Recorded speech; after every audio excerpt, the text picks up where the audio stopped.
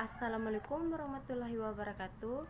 Perkenalkan, nama saya Suci Anugrah dari jurusan Pendidikan Guru Pendidikan Anak Usia Dini dari kelas A angkatan 2019, Fakultas Ilmu Pendidikan Universitas Negeri Makassar.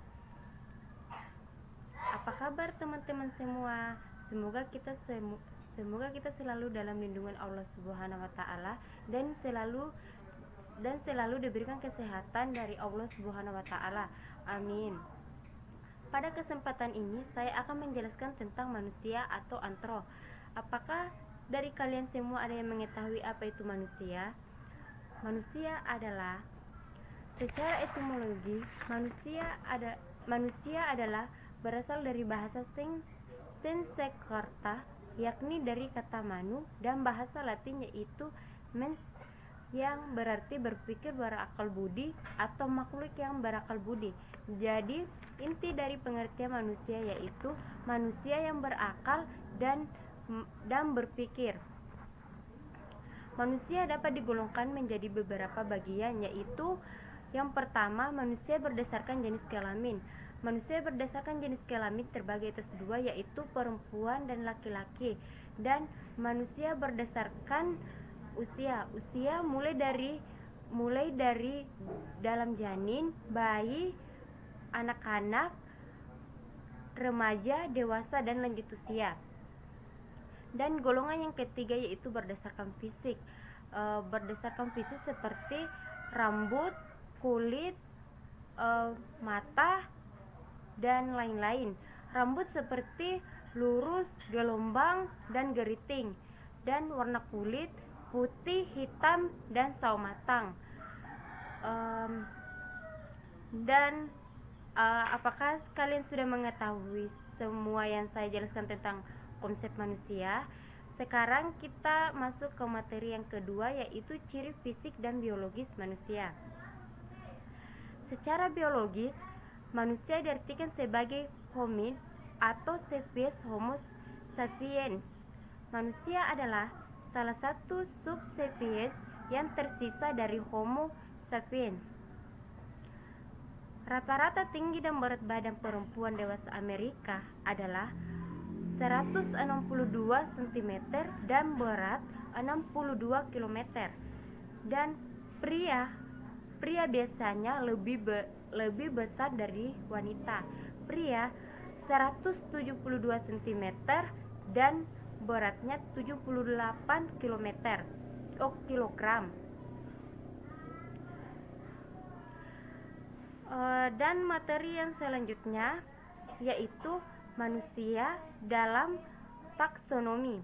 Manusia dalam taksonomi terbagi menjadi beberapa bagian.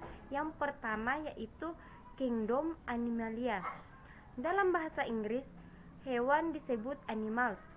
Dari bahasa Latin animalis, yang berarti memiliki nafas.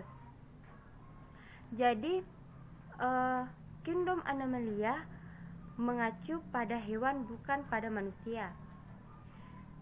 Dan yang kedua yaitu filum Chordata. Dan yang ketiga yaitu kelas Mammalia. Dan yang keempat ordo Primata. Dan yang kelima subordo Haplorhini. Dan yang keenam familia Homininae. Dan yang kedelapan yaitu bangsa Hominini. Dan yang kesembilan yaitu genus Homo. Dan yang terakhir sapiens, dan nama binomial adalah Homo sapiens. Dan yang materi selanjutnya yaitu karakteristik manusia. Yang pertama yaitu humanity atau kemanusiaan. Kemanusiaan adalah karakter utama manusia dalam hidup. Kemanusiaan menyangkut seluruh kehidupan yang terkait dalam manusia yang dikontrol oleh sifat dasar manusia sebagai makhluk yang berakal. Jadi manusia itu makhluk yang berakal. Mereka berpikir sebelum melakukan sesuatu.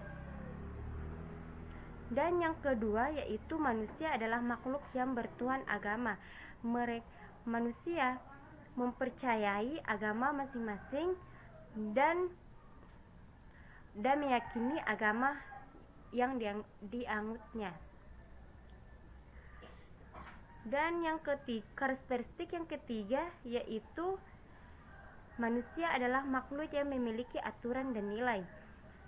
Manusia memiliki aturan atau norma yang berlaku dalam masyarakat yang harus diaturi, yang harus ditaati oleh manusia.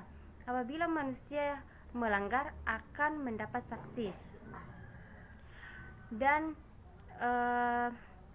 etika dalam manusia adalah mengajarkan manusia untuk bagaimana cara menghargai sesama manusia dan menghormati sesama manusia. Dan karakteristik yang keempat yaitu manusia adalah makhluk yang berakal. Manusia adalah makhluk yang berakal, yang memiliki akal pikiran.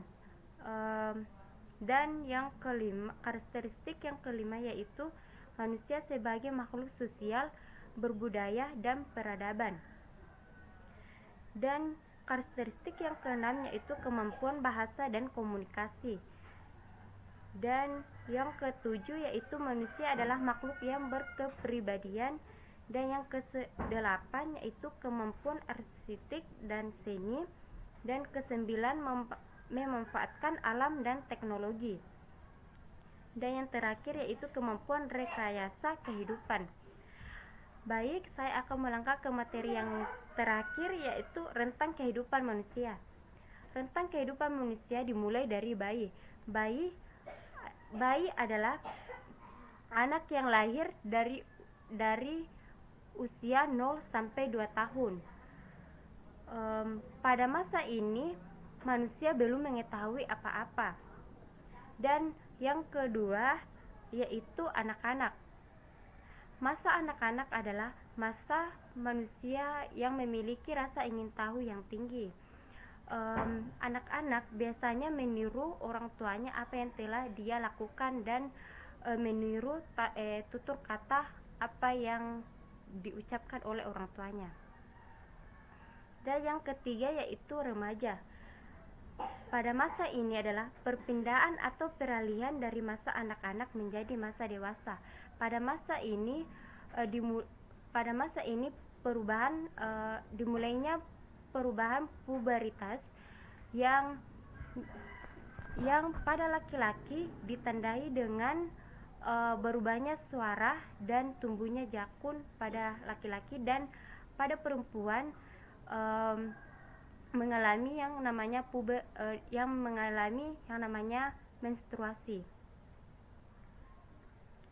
Dan yang keempat yaitu dewasa. Pada masa dewasa manusia lebih dewasa dalam berpikir. Mereka akan memikirkan sesuatu sebelum bertindak dan dan sudah bertanggung jawab. Dan yang kelima yaitu tua atau lanjut usia. Pada masa ini manusia sudah tua dan mereka hanya berada di rumah dan melakukan aktivitas seperti menyiram bunga, menyapu, dan lain-lain. Dan akhir hidup manusia. Sebagai makhluk lain, sebagai makhluk lain, manusia semuanya akan merasakan yang namanya kematian. Jadi mungkin ini yang bisa saya sampaikan, kurang lebihnya mohon dimaafkan. Assalamualaikum warahmatullahi wabarakatuh.